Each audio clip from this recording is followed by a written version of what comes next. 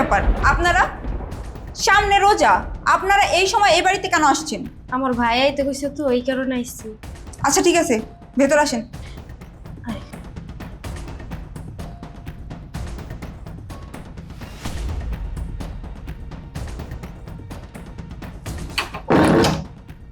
যত সব আপদ আইসা আমার সংসার উঠে, কারণ কয়দিনের জন্য আইসে কেরাই জানে। যত সব পুক্কো ঝামেলা, আমার এইসব আপদ ঝামেলা পছন্দ হয় না।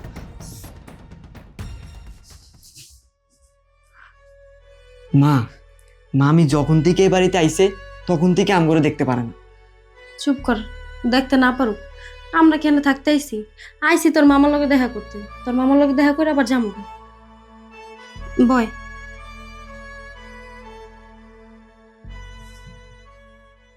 আপনারা এখানে? আপনার মেয়ে আর আপনার নাতি আসছে। কি বলবো মা, ভাবনা আসছে। আরে কতদিন পরে মাইয়াটা আইছে, ওগুলো কিছু খাইতে দিছো বৌমা?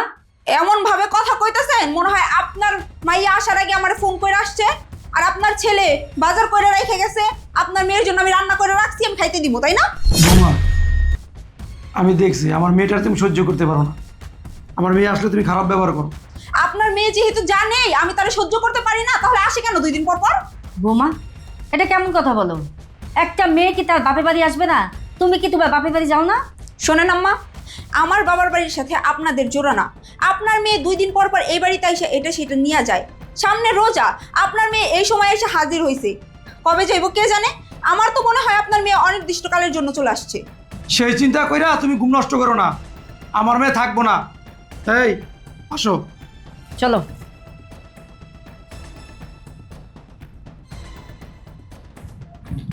আমার হয়েছে যত জ্বালা, যত সব জঞ্জট এসে আমার কপালেই জুটে। ওই বেটা আজকে আসুক, আজকে এর একটা ব্যবস্থা করেই ছাড়বো। ভাবনা, কেমন আছো মা? ভালো আছি রে। কেমন আছো বাবা? ভালো আছি মা, তুই ভালো আছস? তুই কেমন আছোস? আল্লাহ যেমন রাখছে মা অমনি আছি। 2 দিন পরে রোজা, তুই আজকে এলি যে? জি সান আইতে কইছে এর লেগে আইছি। আরে বুঝো না, জিসেন কি লেগাইতে কইছে? সামনে রোজা না, রোজার বাজার করার লাগে কিছু টাকা পয়সা দিব। ভালোই হইব। মনে হয় ওইটাই। কি রে মা, তোর জামাইয়ের কি খবর?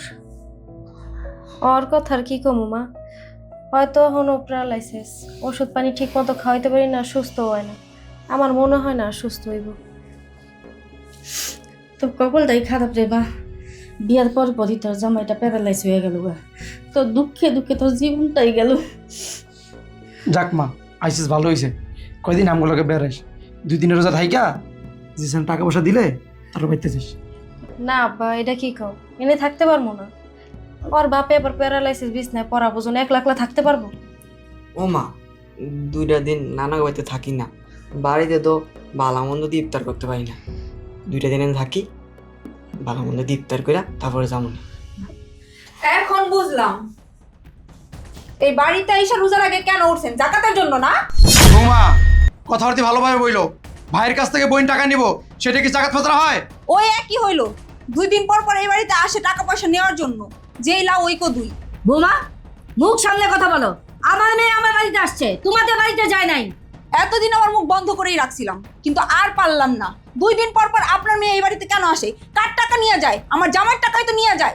শোনেন, মাইয়ারে যে হয়তো আপনারাই খাওয়াইবেন পড়াইবেন, তাহলে মাইয়া বিয়ে দিচ্ছেন কিসের জন্য? দেখো, আমার কপাল খারাপ, আমার স্বামী অসুস্থ, সেজন্য আমি এই বাড়িতে আসি। কিন্তু যখনই আমি এই বাড়িতে আসি তখনই তুমি আমার সাথে খারাপ ব্যবহার করো। তুমি আমার সাথে এমনভাবে আচরণ করো যেন তুমি আমার বড় ভাইয়ের বউ। তুমি ভুলে যেও না তুমি আমার ছোট ভাই জিসানের বউ। আর কি বললা তুমি? আমার ভাইয়ের কাছে আমি জাকাত ফেতরার জন্য আসি? আসলে আমি আমার ভাইয়ের কাছে আসি, টাকা দিলে আমার ভাই আমাকে দেয়। তোমার বাবার বাড়ি থেকে কিন্তু টাকা এনে আমাকে দাও না। তাহলে তুমি এত কথা বলো কেন? আমার কোন ঠেকা পড়ছে আমার বাবার বাড়ির থেকে আইনা দিব আপনারে? আপনার কি লজ্জা করে না 2 দিন পর পর এই বাড়িতে আইসা আপনার ছোট ভাইয়ের কাছ থেকে হাত পাইতে জাকাত ফাতরা নিয়ে যান? আপনি একটা কাজ করেন না, আপনার জামাই তো অচল, আপনি আপনার জামাইরে নিয়ে রাস্তায় বসে যান। রাস্তায় বসে ভিক্ষা করবেন, তাও তো কিছু টাকা পয়সা পাইবেন। আমার মেয়ে অসহায়, ওর জামাইটা প্যারালাইজড।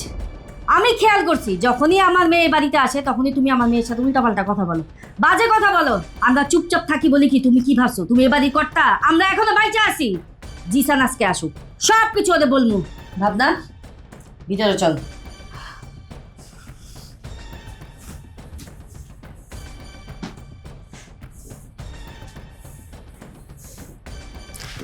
মাইয়া একটা বিয়ে দিছে, জামাই হয়েছে প্যারালাইজড।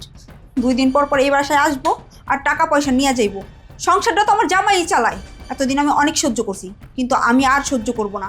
আমার জামাইরা আর একটা টাকাও দিতে দিব না।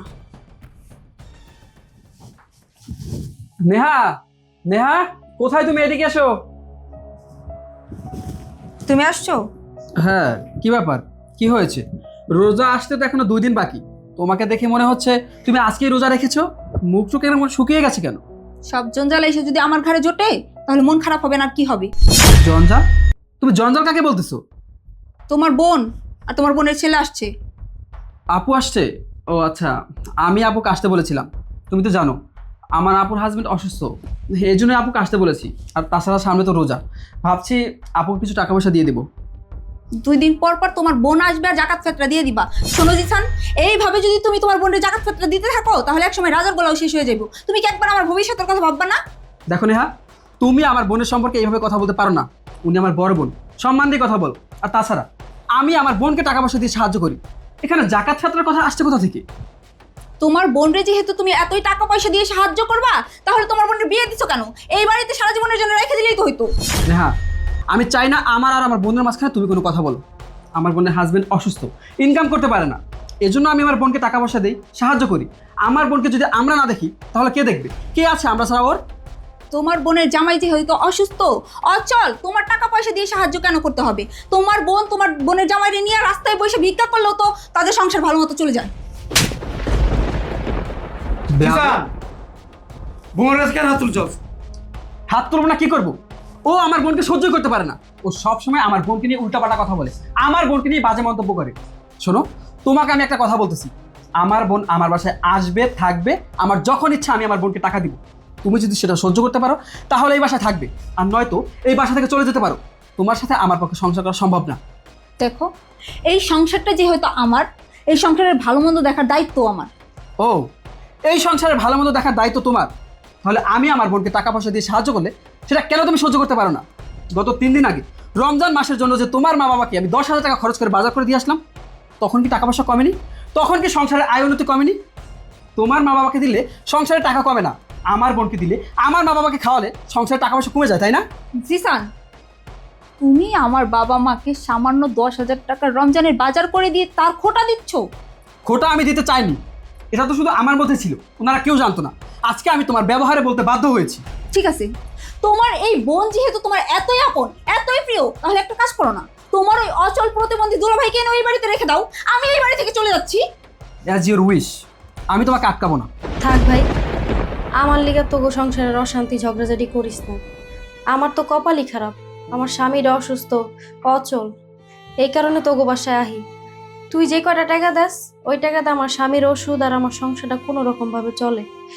কিন্তু আমি যদি জানতাম আমার কারণে তোগো ভিতরে এত ঝামেলা, এত অশান্তি, তাহলে বিশ্বাস কর ভাই, কোনোদিন আমি তোগো বাসায় আইতাম না, তোর থেকে টাকা পয়সা নিতাম না।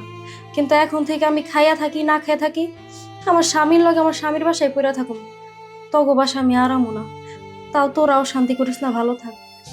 না আপু, তুমি কোথাও যাবে না, তুমি এখানে থাকবে। ও যেহেতু তোমাকে সহ্য করতে পারে না, ও যেহেতু যেতেই চেয়েছে, ওই চলে যাক। হইছে, থাম, বহুত হইছে, আর সংসার অশান্তি করিস না। না বাবা, আজকে যদি ও তোমাদের সবার সামনে না বলে যে আপু এই বাসায় আসলে ও আপুর সাথে খারাপ ব্যবহার করবে না, তাহলে ওকে আমি ছাড়ছি না। ঠিক আছে, তোমার টাকা পয়সা, তুমি যা মানছে তাই করো, আমি আর কিচ্ছু বলবো না। মা, আমার পোলা কই? আমি আমার পোলার হলে জায়গা, এই বাড়িতে আরামও না আমি। না আপু, তুমি কোথাও যাবে না। আমি তোমাকে ফোন দিয়ে এনেছি কিছু টাকা দেওয়ার জন্য। আমি তোমাকে কিছু টাকা দিব, ওটা দিয়ে দুলাভাইয়ের ওষুধ আর রমজান মাসে বাজার করো। আর ঈদের আগে মার্কেট আর ঈদের বাজার নিয়ে আমি তোমাদের বাসায় যাব।